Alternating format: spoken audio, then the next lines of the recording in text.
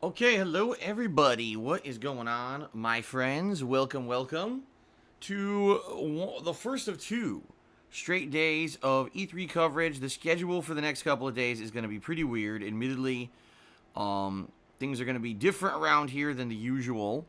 Reason being, E3 press conferences begin today. Okay, so today is Sunday, June 9th, 2019. I'm Darkside Phil, and I welcome all of you to the pre-stream. I'm going to try to do this as streamlined as possible, although I don't know how that's even going to be possible because I have to explain how everything's going to be different, so just innately it's going to take more time, okay? Alright, so what's going on?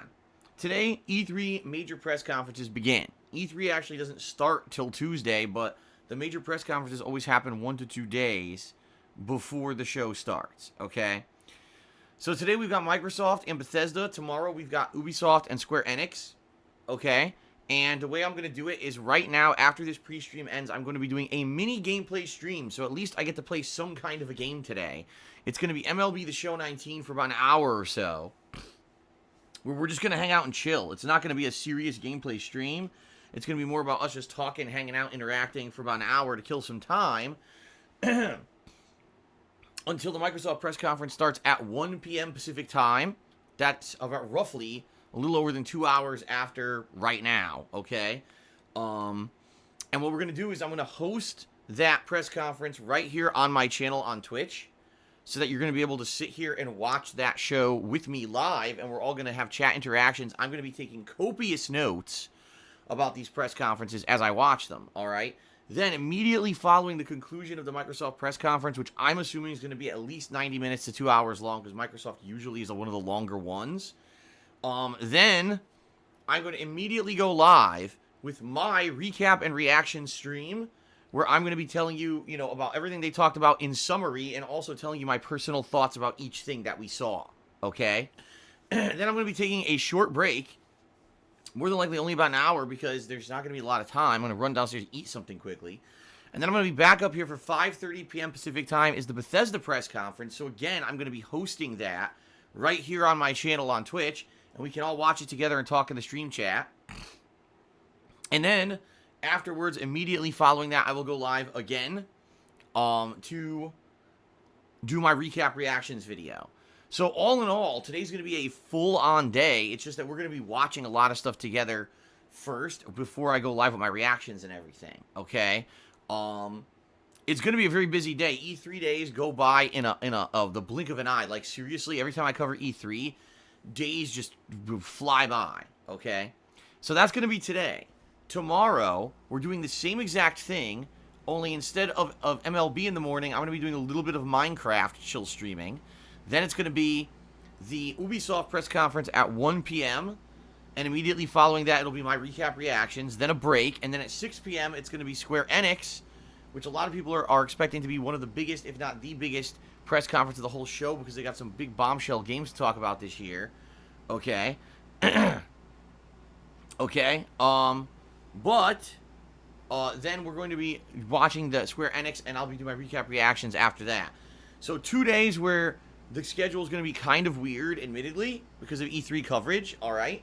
Then on Tuesday, we go back to regularly scheduled gameplay streaming with Final Fantasy IX on my first gameplay stream and Black Ops 4 Blackout Battle Royale on the late stream. Okay? Then on Wednesday, I'm going to be doing a special E3 Best and Worst of podcast. That's going to be my main stream earlier on in the day, where I'm going to run down all the stuff at E3 that I liked and didn't like, including the things from the 4 major press conferences that I'll already have covered, plus things from the E3 EA Digital Conference from yesterday. They did a digital presentation. Things from the Nintendo Direct that they're going to be doing on Tuesday morning. And everything else that happens at E3, which I'm sure there's going to be tons of other gaming news and the like. So I'm going to be doing a rundown of the things I liked and didn't like about E3 in this podcast. Plus, I'm going to be doing a big schedule update where I'm going to be going through the gaming calendar for the rest of the year, going through all the releases to let you know exactly what games I'm interested in, because a lot of people have been asking for this all year, saying, Phil, what games are you playing this year? Do you have an update? And now we'll finally have an update. All right. So, there you go.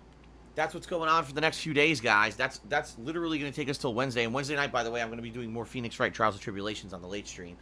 And then Thursday's my day off. So there you go. Sunday, Monday, Tuesday, Wednesday. In a nutshell, that's the schedule. Okay? So, thanks everyone for being patient. I know for those who are craving gameplay for 2 days, you're barely going to get any. You're going to get like an hour a day, and I understand why that can be frustrating. But when E3 comes around, we all take the time to listen in to what these game publishers have to say and get a good idea of what we can expect on the landscape coming up. So that's a good thing. All right. Okay. So a few things, guys. Number one, you may notice the sub goal has gone down by 10 subs. I want us to be able to hit this sub goal this month. So the subscriber goal for the month of June is now 550 subs. All right. Please consider subscribing to the channel. In particular today or tomorrow, right? It'll help out with the E3 stuff. You'll be able to not have to watch ads when I run them, and also you'll have access to all the emotes for the fun E3 streams. Okay? We need 30 more subs to hit the monthly goal. What is the monthly goal? It is the Reviewer's Choice event for the first time ever. Every single viewer will have the opportunity to nominate and vote on a game they want to see me play a full playthrough of. And it'll probably take about, I'm thinking, a few weeks to go through people's nominations and the voting and everything, but I would love to start doing a Viewer's Choice playthrough this summer. Previous games that viewers have picked are games such as Phoenix Wright, the Persona series, the Yakuza series, Super Mario Sunshine, The Simpsons Hit and Run, among many others. Okay, Sonic 06, oh my god, Sonic 2006. Whoa. So, please consider subscribing to the channel. Just throwing that out there, alright? Now, usually I would do a ginormous plugs segment, folks, but today I'm kind of in a hurry because I want to get to MLB and get some gameplay in before we have to adjourn for E3 coverage. Therefore, in a nutshell, guys, even though many ways to contribute are appreciated, first of all, contributions are appreciated but not mandatory. I'm just happy to have you guys here on my streams hanging out with me and having fun, and being able to share gameplay experiences, and now E3 with all of you is an amazing thing. I absolutely love doing this, okay? I love my job. Seriously, I do. That being said, the only reason I'm able to keep doing this is because of your crowdfunding contributions. You know, YouTube ad revenue is abysmally bad now, and so I'm reliant solely on your contributions here to keep stuff going, all right? So there's many ways you can contribute. You can check out my Patreon at patreon.com/DarkSidePhil. You can check out my Teespring shop. You could cheer and sub during the stream. And you could tip me during the stream. And if you do any of those things during the streams, I'm going to give you a shout out. And I'm going to update the leaderboard for top cheerer and top tipper. Okay? But, in particular, guys, right now, things are horrible for me financially. I still have to wait 6 more days before I get paid by Twitch for the month. And I have no income coming in except what you guys are contributing via tips. So, I have bills to pay that I don't even know how I'm going to afford it. So please consider tipping me right now. Tipping me is the best way to contribute. It's going to help me out with this situation for the next 6 days, all right? So how do you tip? If you look below the stream, there's a tips jar button. You can click on that, or you can type !tip into the stream chat to bring up a link. Both will take you to my PayPal tips page. You can either leave an anonymous tip if you're afraid of being trolled for supporting a Twitch streamer, or you can actually leave your name in a message for a shout out during the stream. And you don't need a PayPal account to leave me a tip. You can just use a debit or credit card, okay? So I'm just throwing that out there. Please, guys, at all, during the next, few days, please tip me if you can. That's the best way to help me out significantly. I need the help. I've got 6 days to get through, and I don't know how I'm going to pay for stuff, okay? Just being honest. All right, moving on. Let's now get to shout-outs for those who have already contributed. And my laptop is frozen up again. Okay.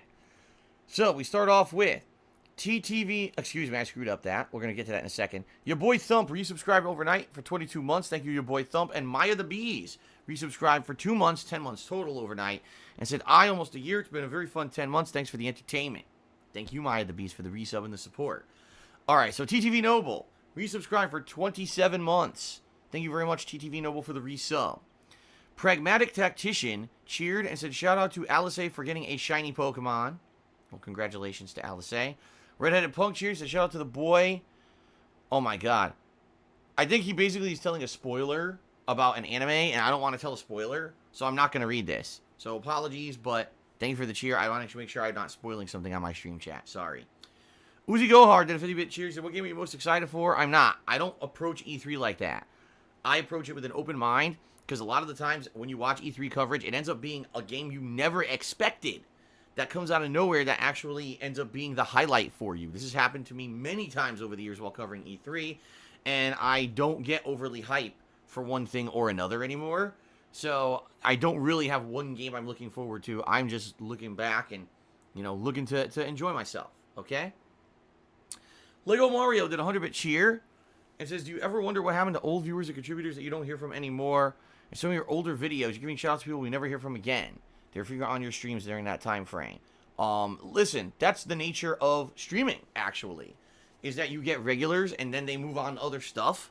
This happens all the time.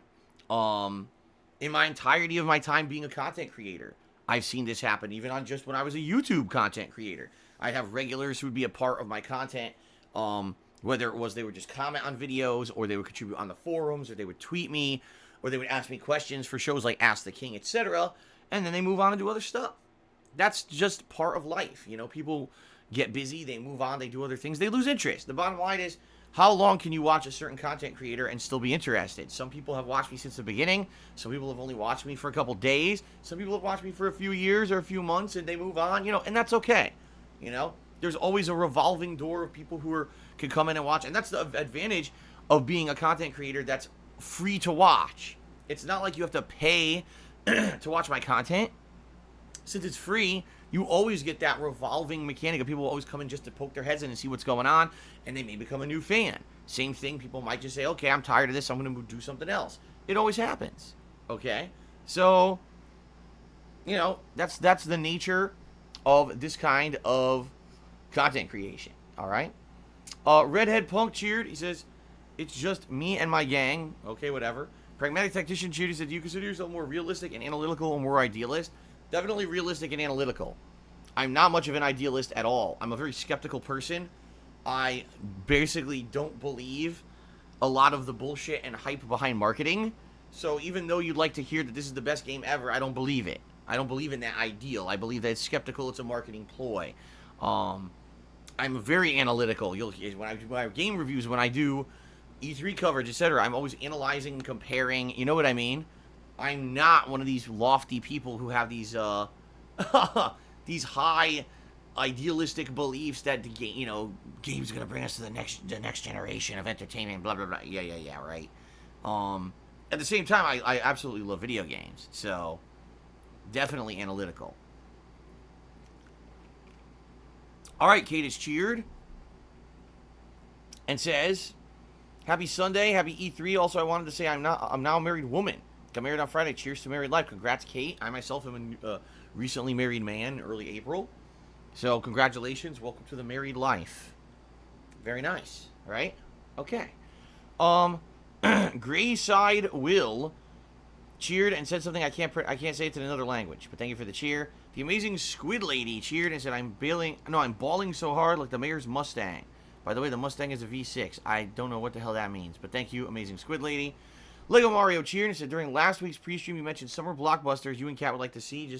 I didn't hear you mention Rocket Man, the Elton John movie. Just curious if you're a fan of Elton's music. What do you think about the movie already being an Oscar contender for Best Movie? I am a fan of Elton's music. I always knew about Elton John from Goodbye Yellow Brick Road and songs like that you would hear on the radio all the time. But in particular, I was mostly exposed to Elton John during the era of the Lion King animated movie because he wrote many of the songs for the soundtrack, including Can You Feel the Love Tonight was like his big one. And they had his version of the song that would play on the morning radio that was very different from the version that was in the movie. And this exposed me to Elton John for the very first time. It became a huge hit at the time. And then I found out about all his other music too, but he has a lot of really good songs.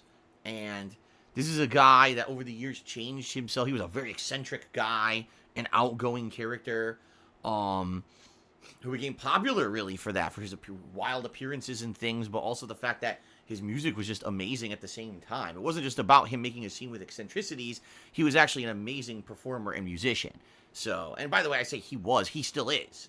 It's not like he doesn't exist anymore. So, yeah, Elton John, good stuff. Thumbs up. And, yeah, I do like his music. Will I be seeing his movie? In the theaters? Probably not. Will I see it eventually, maybe? Maybe. We'll see. Alright, Natsuki-chan is best girl cheer. Said manga is literature, that is all. Soy is bad for you, has resubscribed for 17 months. Thank you for that. Frogs playing golf. Cheered. It said there's a DSP frog pose emo on the forums. You can check it out later. I guess I will try to check it out later. Kate did a 200-bit cheer that actually makes Kate the top cheer of the day. So let me get Kate up on the leaderboard here. Let's start updating the leaderboard now with the top contributors.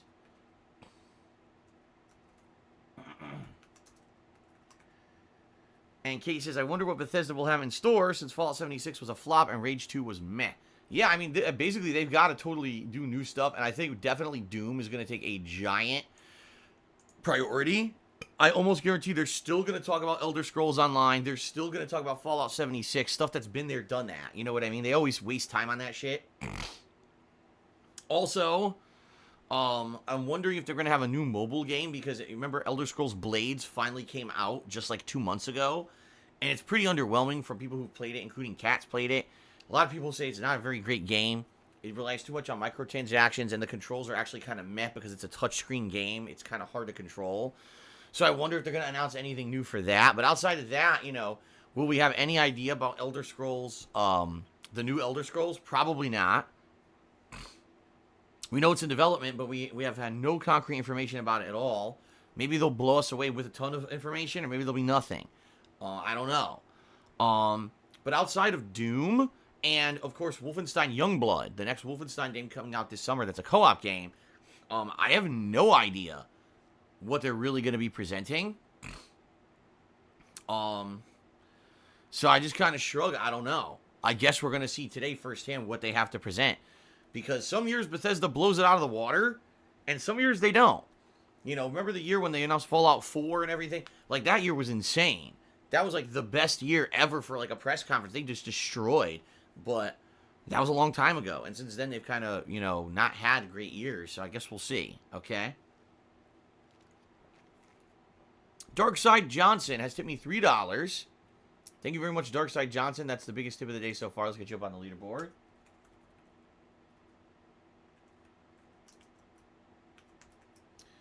And he says, why do people... Oh, no, he didn't say that. Excuse me. I'm reading the wrong thing. He says, I don't have much right now, but I want to help you out. Love you, buddy. Hope this helps you a tiny bit. In fact, it does. As I've said many, many times, folks, the reason that I'm still around and I'm successful isn't because of a small group of people who come out and give a ton.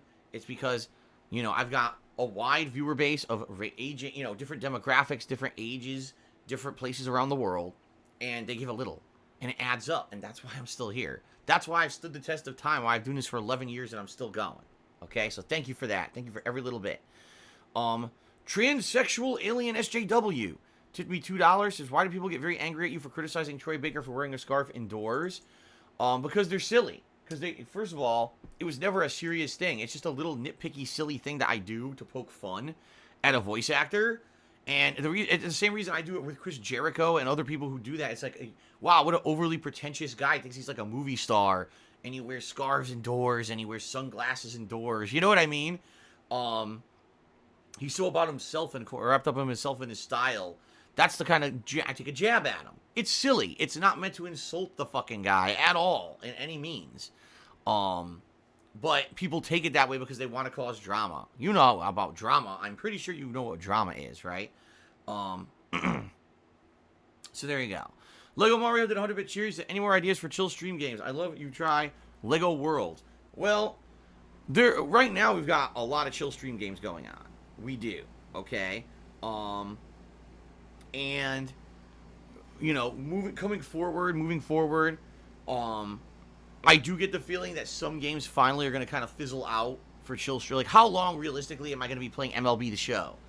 You know, I'm not writing it off for now, but how long, realistically, can this really support chill streaming when it's just the same thing over and over, right? Black Ops 4 Blackout's going to die out eventually. I mean, we're going to have a new Black Ops game this fall, and that one doesn't have Blackout in it. So it's going to die. You see what I mean? I already have a few ideas. For example, Dragon Quest Builders 2 is coming out later this year. I think that could be a really good one because not only does it have kind of a Minecraft creation-esque idea, you know, a gameplay to it, but also it's Dragon Quest, which I love. So that would be a cool combination of kind of RPG elements with crafting and building. I think that could be a good one. So, yeah, I don't know what chill games will be doing. Do I have any chill games in mind besides Dragon Quest? I think I had one more that I had in mind, and I can't remember exactly what it is right now. Someone had recommended another one and said, "Would you be interested in this?" And I was like, "Yeah, it sounds good," but right now, you know, between Minecraft, MLB, and Blackout, which are kind of my three staple chill games, excuse me, combined with Phoenix Wright, which I'm still very much, you know, into and trying to get through. It's going to be a daunting task to fit in any other games, but once, you know, again, once maybe when I finish Phoenix Wright, maybe once some of these other chill games start to come to like their penultimate kind of feeling like that's it for them, then maybe we'll see what else we can do. Okay? Go Broncos, tip me $1, says set up auto payment on Twitch payment day so you don't have to ask so much for overdraft fees. I did. In fact, I have 3 major bills that I changed to be after the 15th, but not every company allows you to do that. Sadly, there are things like mortgage payments and condo dues that they just set the day and you got to pay it on that day. Tough shit, you know. It just so happens that I'd say probably about 60% of my bills are due in the first half of the month, and there's nothing I can do about it. I've tried to change them around, and you know, you can't. There's only certain types of bills that will allow you to change the due date. And I've done that as much as I can. Trust me, it used to actually be even worse, where I had even more bills due at the beginning of the month, and it sucked because I didn't have any money coming in. So trust me, I know what I'm doing. I'm trying to do my best here to keep things afloat. All right, thank you for the tip, by the way. So now we're up to $6 in tips. Last Rambo did a 250-bit cheer. That's the top cheer of the day. He says, is it concerning to hear that you finish your entire income monthly to pay your bills? What happened to your disposable income? There is none. All of my money goes to bills. There is no disposable income. There hasn't been for quite some time. I've been trying to tell people this for like 2 years, that it got so bad to the point where there is none. And that's why I even have a tough time sometimes affording games for streams and stuff, you know. I've extended myself to the limits of my credit. I've extended myself to the limits of everything. And the thing is, if it's normal months and nothing weird going on, I pretty much can afford everything. The problem is, recently we've had a few extenuating circumstances going on that some you know about, some you don't, that have just got me into a really bad position. And there's nothing I can do about it. I can't make money magically appear.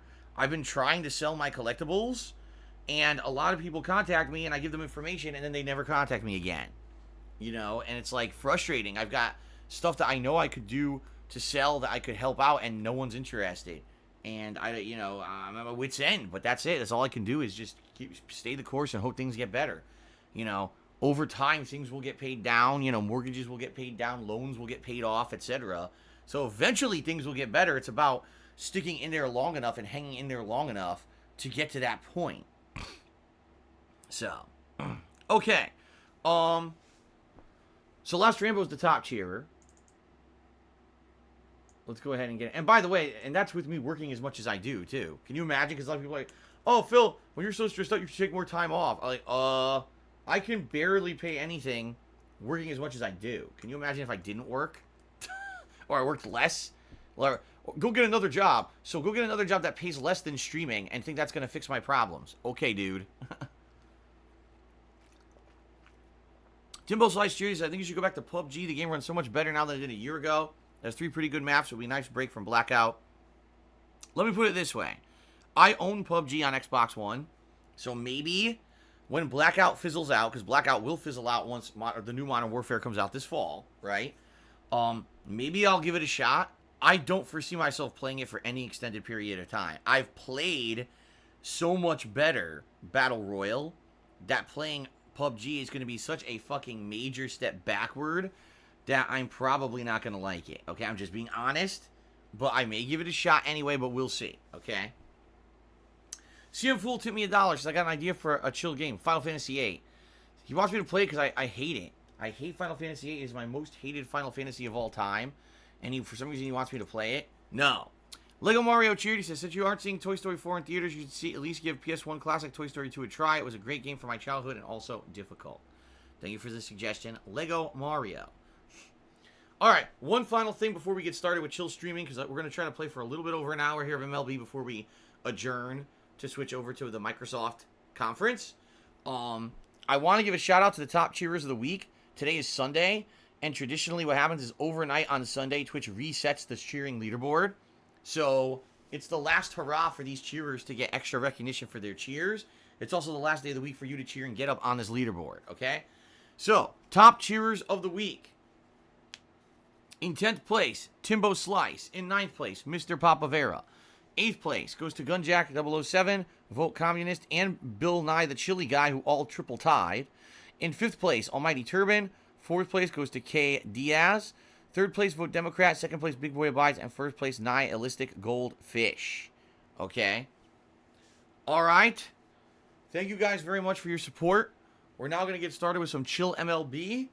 And I'll probably be playing this, I'm going to think till 12:30, maybe a few minutes later. But what I'm going to do is then I'm going to turn the stream off, and I'm going to host the Microsoft press conference. I'll probably take 15 minutes break to go use the bathroom and see what Kat's doing and everything, and come back around 1 p.m. to together watch the Microsoft press conference here. But we should get over an hour of MLB at least on the stream before we get to that. Okay? All right. Let's end the pre-stream, and let's begin.